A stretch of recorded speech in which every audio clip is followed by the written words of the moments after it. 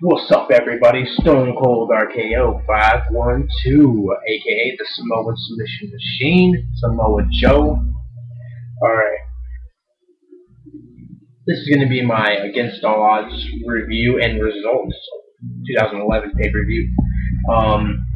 Let's get started. Alright, since Generation Me couldn't make it, they had their flight canceled or something, and they were stuck in Utah. So instead of the triple threat, Robbie came out and cut a promo. He cut a promo saying that they didn't really something. They said they were too afraid to face Robbie East, and then the ref, he's like, "Ref, count them out," and since they weren't here, they got counted out. And Robbie East is the number one contender. Robbie left. He was going up the ramp because Kazarian came out and said, "Why don't you defend it right now? Since you're number one contender," and they got a match. And this was a really good, solid opening match. Good alternative for the three-way match they couldn't do. It was good. I like Robbie E more now for some reason. Before I hated him, I like him now. He's good. You could tell this match, since it was so short notice. I bet you this match was supposed to be on another pay-per-view, because I knew if that match would happen, the triple threat, Robbie E would have won because of Generation Me. So that was good. That was a good match. Kazarian won with the reverse tombstone. It was a pretty cool ending. One got the 1-2-3, retains the belt. X Division retained. Then we had Scott Steiner and Peter Money cut a little promo. Scott Steiner's the man. I wish I missed his promos and stuff. He's talking and it's just awesome. Peter Money cut some good stuff too. And AJ Styles came out and he came to this commentary table to commentate. Just talk about the match. And then that leads to this match: Botch Terry and Gunner and Murphy versus Scott Steiner and Beer Money. You all knew that. The only reason I like this match is because I saw a lot of Beer Money and Scott Steiner's debut.